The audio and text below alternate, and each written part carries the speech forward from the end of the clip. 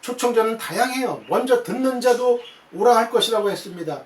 이 초청의 말씀은 복음으로 전파될 것입니다. 이 복음은 먼저 듣는 자들에게 초청의 우선권이 있어요. 그러므로 하나님의 말씀을 듣는 자는 복이 있다는 거예요. 그러나 마음이 완악함으로 듣고도 초청에 불응하는 사람들은 이 초청에서 제외될 것입니다. 예수님은 마태복음 22장에서 어느 한 임금이 혼인잔치에 청하는 비유를 통해서 청함을 받은 자들이 초청한 잔치에 관심을 갖지 않고 자기 밭으로 자기 상업차로 떠나 초청을 거절한 사실을 말씀하셨어요. 여러분, 우리도 잔치가 있으면 잔치에 초청을 하잖아요.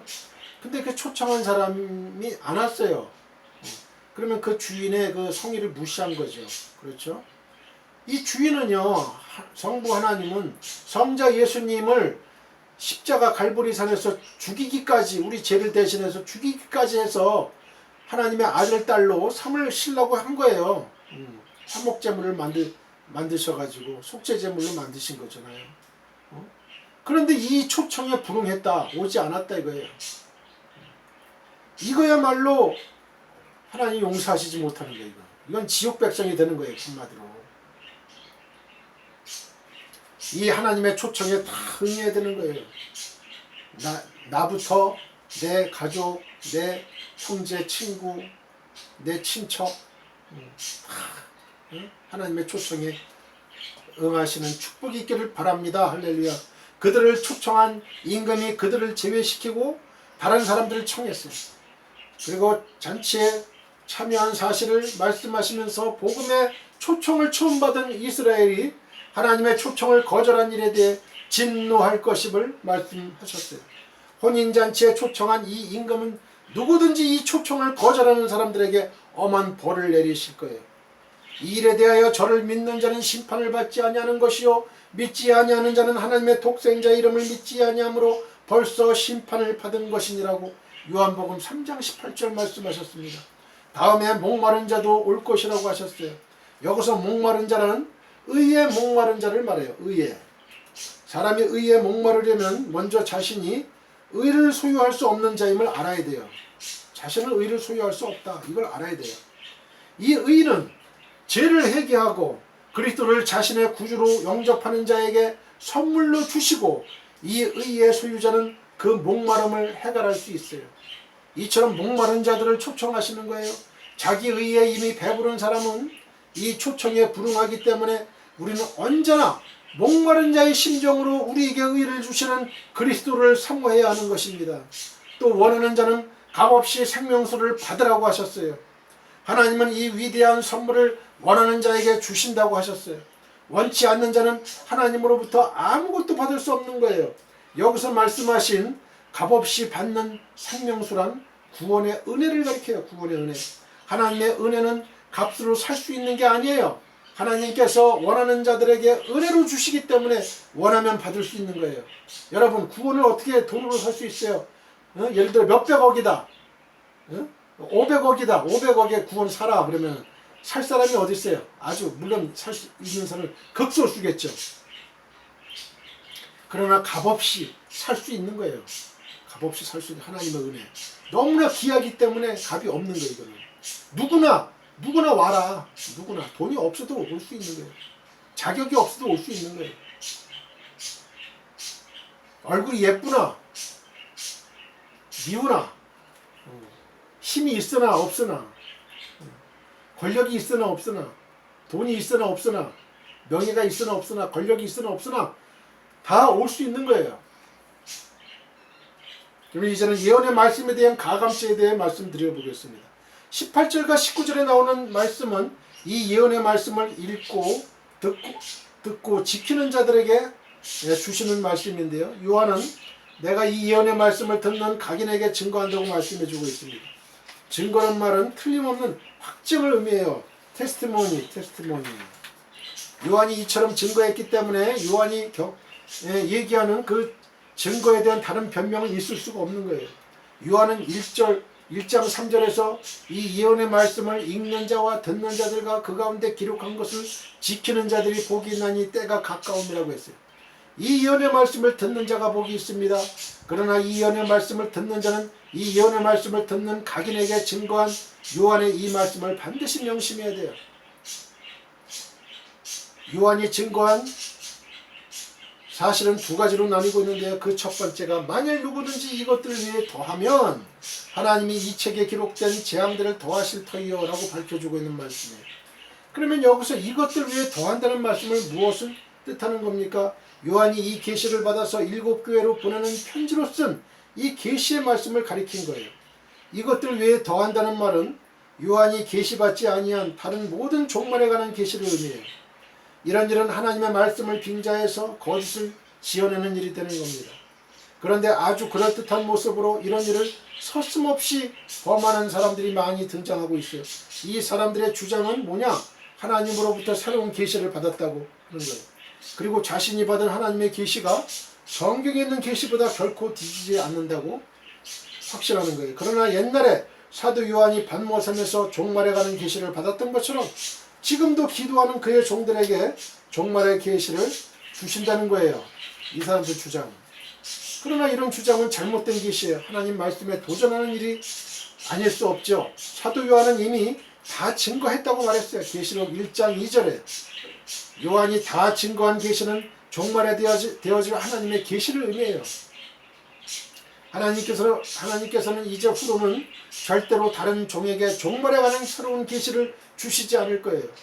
이미 다 증거한 요한 계시록이면 족한 거예요. 그런데 요한이 받은 증거 외에 다른 증거를 계시로 받았다면 이 같은 계시는 요한의 말과 배치되는 거예요. 요한의 말이 거짓이라는 얘기 아니에요. 요한은 다 증거했다 그러는데 응? 다른 증거를 계시로 받았다면 어떻게 돼요? 상충되는 거 아니에요? 요한의 말과. 이 같은 계시를 주장한다면 그 계시는 요한 계시록과는 다른 계시로 다른 복음이 아닐 수 없는 거죠. 다음에 두 번째 얘기가 19절에 나옵니다. 만일 누구든지 이 책의 예언의 말씀에서 제하여 버리면 하나님이 이 책에 기록된 생명나무와 및 거룩한 성에 참여함을 제하여 버리시리라고 했어요. 제하여 버리면이라는 말씀은 세 가지 의미가 있어요. 하나는 분명히 계시해 주신 말씀을 임의로 변경시키는 일이에요. 성경은 하나님의 문장입니다. 하나님의 말씀입니다. 요한계시록은 종말에 관한 예언의 형식으로 기록된 계시이기 때문에 이해하기가 어려운 부분도 있을 수가 있어요. 그러나 이 말씀을 자세히 읽고 듣는 모든 사람에게 이해할 수 있도록 하셨어요. 이해하지도 못할 계시를 가지고 읽고 듣고 지키는 자에게 복이 있다는 말씀을 하실 수 없잖아요. 그런데도 이 말씀을 하나님이 주신 목적에서 이탈하는 방향으로 오도한다면 하나님의 계시를 고의적으로 변경시키는 일이 아닐 수 없죠. 다른 또 한 가지는 예언의 말씀에 분명히 나타나 있는 계시를 엉뚱한 시대의 계시로 따돌려 가지고 종말의 복을 받으라고 주신 계시를 모호하게 만드는 일을 말해요. 이런 일은 주로 순리대로 해석하기를 거부하고 신학적 견지에서 연구한다는 그 신학자들에 의해 저질러지고 있어요. 그들은 이 종말에 관한 계시를 이미 1세기경 로마 시대에 성취된 것으로 결론을 내리기도 합니다.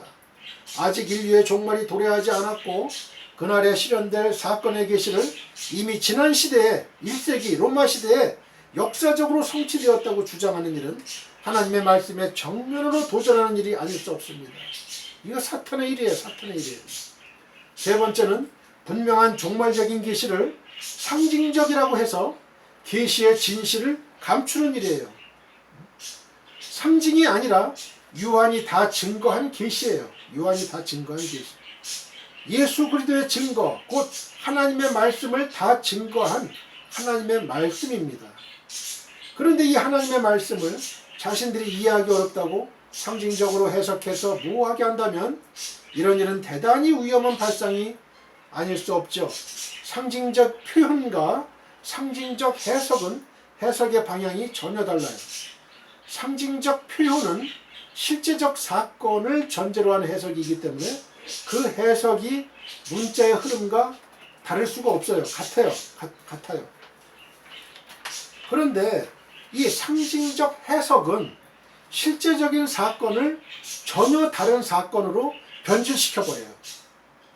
상징적 해석은 그 해석의 범위를 광범위하게 확산시킴으로 해서 핵심 문제에서 이탈해가지고 엉뚱한 해석으로 변질시키는 거죠. 물론 요한계시록의 완벽한 해석이란 어려울 거예요. 그 중에는 우리들이 깨닫지 못하는 부분도 있을 것이고 아직 드러나지 않아서 이해하기 어려운 부분도 있을 것입니다. 더욱이 예언의 해석은 아직 그 예언이 성취되지 않았을 경우에 해석하는 사람들의 해석에 따라 많은 차이점이 드러나는 경우도 있어요. 그러나 우리는 해석상 차이에서가 아니라 더 근원적인 문제, 곧 예언의 변질을 가져오는 문제에 대해서는 지극히 조심해야 하는 거죠. 다시 말하면 예언의 말씀을 제하거나 빼거나 더하는 식의 해석을 시도해서는 절대로 안 된다는 사실을 우리는 명심해야 돼요. 결론을 맺겠습니다. 요한이 이처럼 계시록의 끝말이 마무리 시점이 와서 이 준말에 대해서 우리는 깊은 관심을 가지고 계시의 해석에 신중에 신중을 기해야 돼요. 이 모든 계시를 전부 보이신 예수님은 이제 결론적으로 자신이 속히 오실 일에 대하여 다시 한번 강조하셨어요. 이것들을 증거하신 이가 가라사대 내가 진실로 속히 오리라 하시거늘 아멘 주 예수여 오시옵소서. 아멘. 우리가 기도할 때 맨 끝에 아멘 아멘 하죠. 아멘. 진심으로 진실로 참됩니다.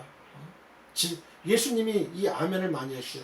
내가 진실로 진실로 너에게 이르노니 아멘 아멘.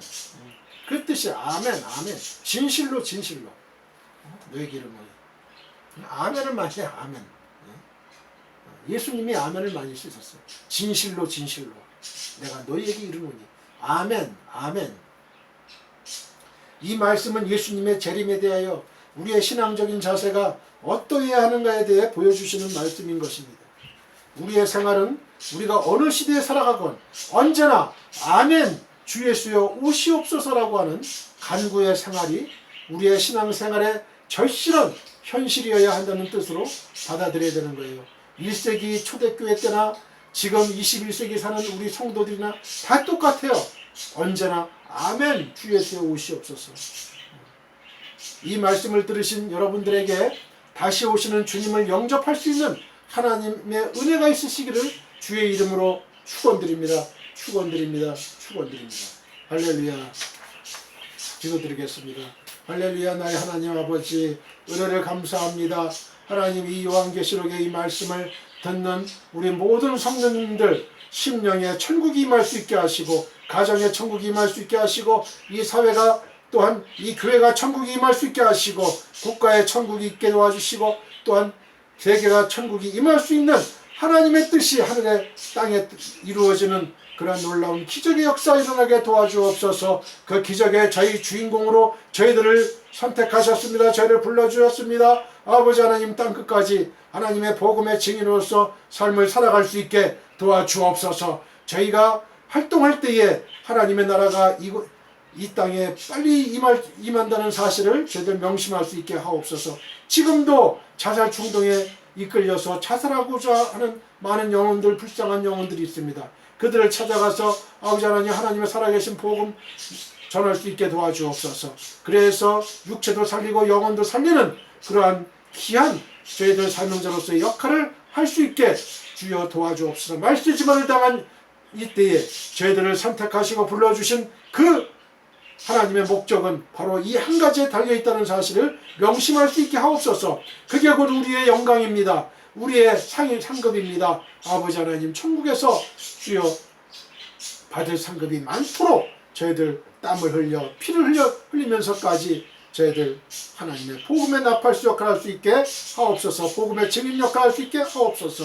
감사하며 주 예수 그리스도의 거룩하신 이름으로 기도했습니다. 아멘.